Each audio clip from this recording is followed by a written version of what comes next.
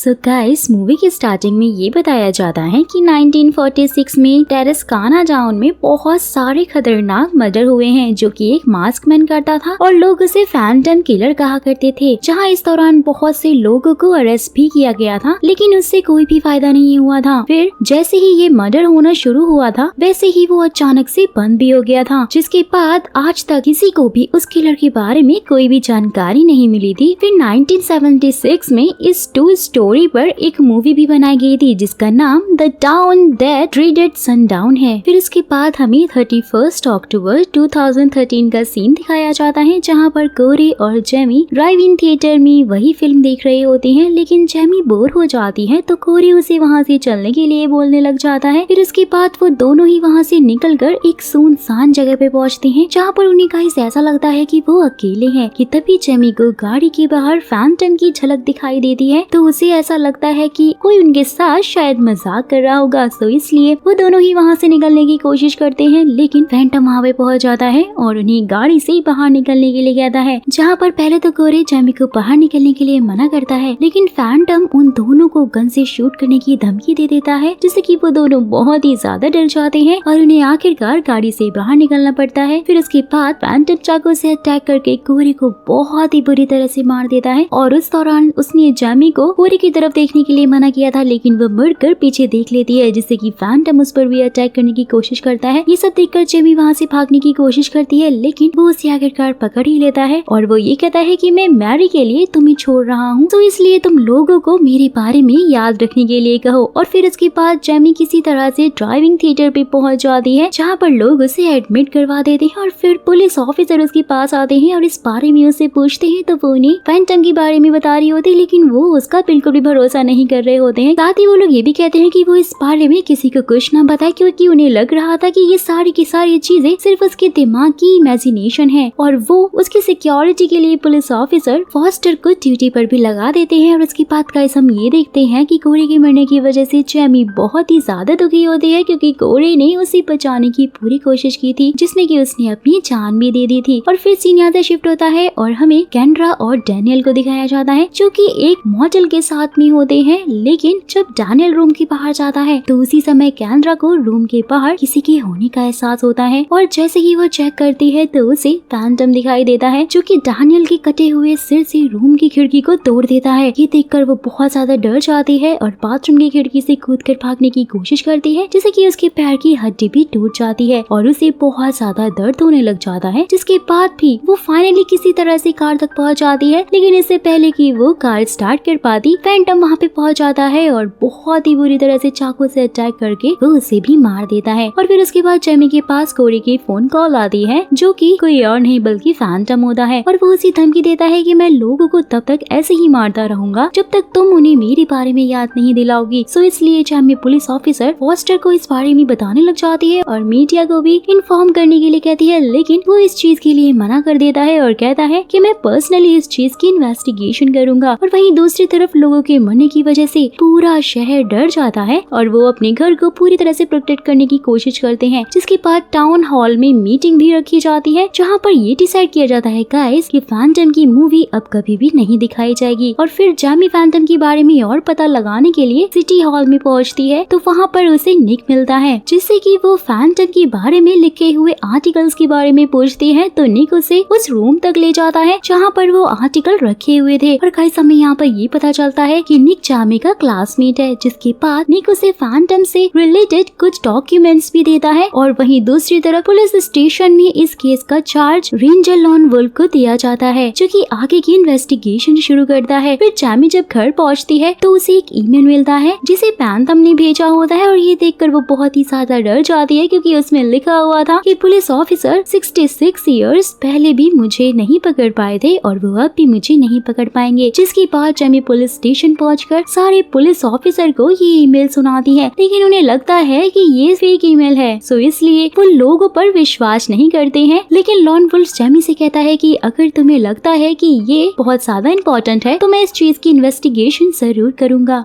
जिसके बाद Jamie Phantom के बारे में की गई रिसर्च को पुलिस ऑफिसर से बताती है, जिससे हमें ये पता चलता है कि बिन सामन नाम के एक आदमी को 30 साल पहले पुलिस ऑफिसर ने अरेस्ट किया हुआ था, जिससे कि टाउन में मर्डर होने भी बंद हो गए थे, जिससे लोगों को लगता है कि वही फैंटम था और वो अब मर चुका है। लेकिन उसके मरने से पहले ही हॉस्पिटल में उसका बेटा उसे देखने के लिए आया हुआ था, इसलिए जेमी को ये लगता है कि बेंजामिन ही अगला फैंटम है जो कि अपने डैड का काम पूरा कर रहा है। लेकिन पुलिस ऑफिसर जेमी को बताते हैं कि बेंजामिन का बेटा 2 साल पहले ही एक बार लड़ाई में मारा गया था, और ये सुनकर जेमी काफी ज्यादा हैरान हो जाती है। और उसके बाद जेमी और निक कोरे के मेमोरियल पार्टी में पहुंचते हैं, तो वहाँ पर फैंटम भी पहुंच जाता है, जिससे कि वहाँ मौजूद लोग बहुत ज्यादा डर जाते हैं और इधर उधर भागने लग जाते हैं। लेकिन वहाँ मौजूद एक गार्ड फैंटम को गोली मार देते हैं। फिर जब जेमी उसका चेहरा देखती है तो उसे ये पता चलता है कि वो फैंटम नहीं है, कोई और ही है। यहाँ पर टाउन के लोगों को लगता है कि फैंटम अब मर चुका है, तो इसलिए वो इस चीज के लिए सेलिब्रेट करने लग जाते हैं। फिर गाइस इसके बाद हम बैंड मेंबर जॉनी और रॉय को देखते हैं, जो कि एक सुनसान इलाके में पहुंचते हैं कि तभी उनके पास फैंटम आ जाता है और वो उन पर अटैक भी कर देता है। जॉनी वहाँ से भागने की कोशिश करता है, लेकिन फैंटम उस पर अटैक करके उसे बेहोश कर देता है। फिर हम देखते हैं कि फैंटम ने रॉय को बहुत ही बुरी तरह से बांधा हुआ था कि तभी जॉनी भी वहाँ पर दिखाई देता है, जो कि बहुत बुरी तरह से घायल हो चुका था। रॉय उसे भागने के लिए कहता है, लेकिन फैंटम उसे गन से शूट करके वहीं पे मार देता है, जिसके बाद वो ट्रॉम्बोन से एक वेपन बनाता है और उसे लगातार रॉय पर अटैक करने लग जाता है, जिससे कि उसे बहुत ज्यादा दर्द होता है और इसलिए वो बेचारा वहीं पे मारा जाता है। सीन यहाँ से शिफ्ट होता है और जेमी को दिखाया जाता है, जिसे लगने लगा था कि फैंटम एक बॉगीमैन है और उसका पास्ट में हुए मर्डर से कोई भी कनेक्शन नहीं है। फिर जेमी निक को बताती है कि जब मैं 8 साल की थी तो एक दिन मैं अपने फ्रेंड्स के यहाँ पर सो रही थी, तो इसलिए मेरे पेरेंट्स मुझे वहाँ पर लेने के लिए आए थे, लेकिन उनका वहीं पर एक्सीडेंट हो गया था, जिससे कि वो दोनों ही मारे गए थे। और उस दिन भी मुझे फैंटम मिला था, लेकिन तब उसने मुझे नहीं मारा था। नेक्स्ट सीन में हम लॉन वुल्फ को देखते हैं, जो कि पुलिस ऑफिसर टिलमैन के साथ चर्च में पहुंचता है, जिसकी बात वहाँ पर उन्हें फादर जो मिलते हैं। और यहाँ हमें पता चलता है गाइस, जो ईमेल जेमी को मिला था वो किसी और ने नहीं बल्कि फादर ने ही सेंड किया था। जहाँ पहले तो वो इस चीज से इनकार कर रहे होते हैं, लेकिन जब रेंजर लॉन वुल्फ कहता है कि मुझे विश्वास है कि तुम किलर नहीं हो, तो फादर उसे कहते हैं कि फैंटम ने जेमी को मैसेंजर की तरह चुना था और वो अब ईश्वर का काम कर रहा है, क्योंकि जब से उसने लोगों को मारना शुरू किया है ये चर्च लोगों से भरा हुआ रहता है और उनके यहाँ पर आने का रीजन उनका डर ही है, जो कि उन्हें अच्छे रास्ते पर लेकर जाएगा। फिर कल जेमी को देखते हैं, जहाँ पर निक जेमी को बता रहा होता है कि फैंटम की अगली फिल्म बनाने वाले डायरेक्टर का बेटा अभी भी जिंदा है, तो इसलिए वो हमारी फैंटम के बारे में कुछ हेल्प कर सकता है। फिर उसके बाद हम डॉक्टर टिलमैन को देखते हैं, जो कि एक बार में लड़की से मिलता है और वो उसे अपने घर लेकर जाता है। और जब वो दोनों साथ में होते हैं कि तभी फैंटम वहाँ पे पहुंच जाता है और वो टिलमैन पे गन से अटैक कर देता है, जिससे कि वो बहुत ही बुरी तरह से मारा जाता है। ये सब कुछ देखकर लड़की बहुत डर जाती है, वो वहाँ से भागने की कोशिश करती है, लेकिन फैंटम आखिरकार उसे ढूंढ लेता है और वो उसे मारकर फील्ड में टंगे हुए पुतले की जगह पर ही टांग देता है, जो कि बहुत ही ज्यादा डरावना दिख रहा था। और वहीं दूसरी तरफ निक और जेमी डायरेक्टर के बेटे के पास पहुँचते हैं, जो कि उन्हें ये बताता है कि बेंसमान कातिल नहीं था, बल्कि पुलिस ऑफिसर ने उसे धोखा दिया था, क्योंकि जिसने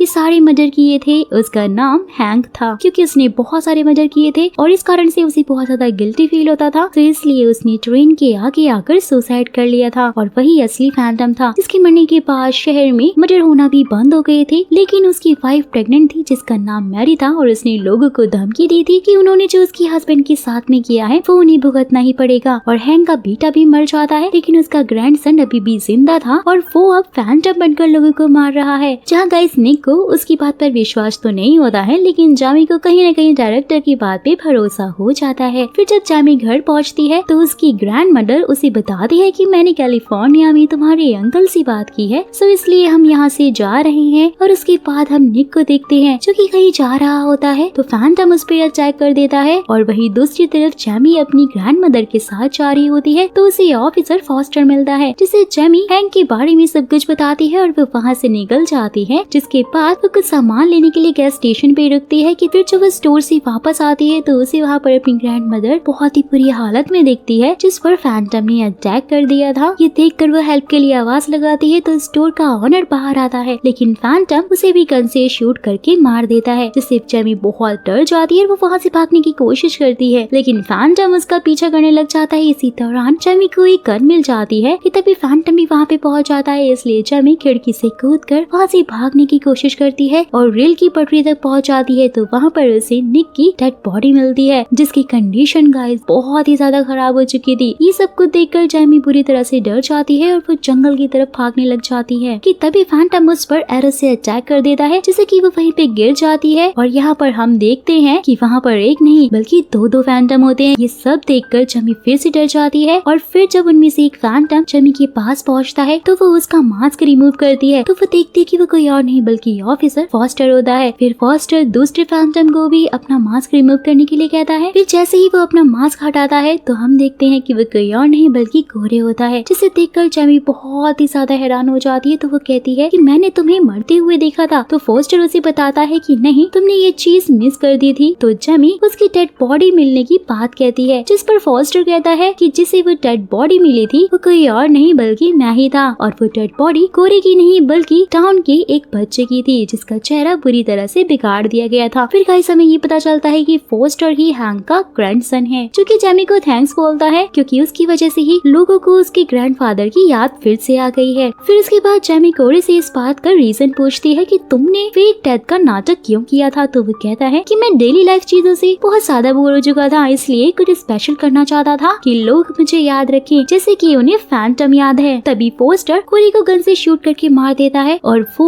चाकू से जेमी पर भी अटैक करने की कोशिश करता है और कहता है कि मैं लोगों को बताऊंगा कि कैसे दो बच्चों ने लोगों के बीच झूठे फैंटम का डर बनाया था, और उनमें से एक ने अपनी ही फेक डेथ का नाटक किया था और दूसरे ने अपनी ग्रैंड मदर को ही मार दिया था। यहाँ पर फॉस्टर ये भी कहता है गाइस कि टाउन के लोगों को मेरी बातों पर तुरंत विश्वास कर लेंगे क्योंकि वो फैंटम से बहुत ज्यादा डरे हुए हैं। फिर उसके बाद फॉस्टर चाकू से जेमी पर अटैक करने की कोशिश करता है, लेकिन वो फॉस्टर को गन से शूट करके वहीं पे मार देती है और कहती है कि अब सब कुछ खत्म हो चुका है। जहाँ कई लोगों का अब भी मानना है कि फैंटम को मारा नहीं जा सकता है क्योंकि वो एक डीमन है। सीन यहाँ से शिफ्ट होता है और जेमी टाउन छोड़ देती है और कॉलेज की पढ़ाई के लिए कैलिफोर्निया पहुँच जाती है। और जब वो अकेली जा रही होती है तो हम उसके पीछे फैंटम की परछाई को देखते हैं गाइस, जो कि काफी ज्यादा डरावनी दिख रही होती है और उसकी तरफ बढ़ रही होती है। और गाइस यहीं पे इस मूवी का द एंड हो जाता है। सो अगर आपको मेरा एक्सप्लेनेशन और साथ ही वीडियो पसंद आया हो तो एक लाइक और कमेंट जरूर कीजिएगा।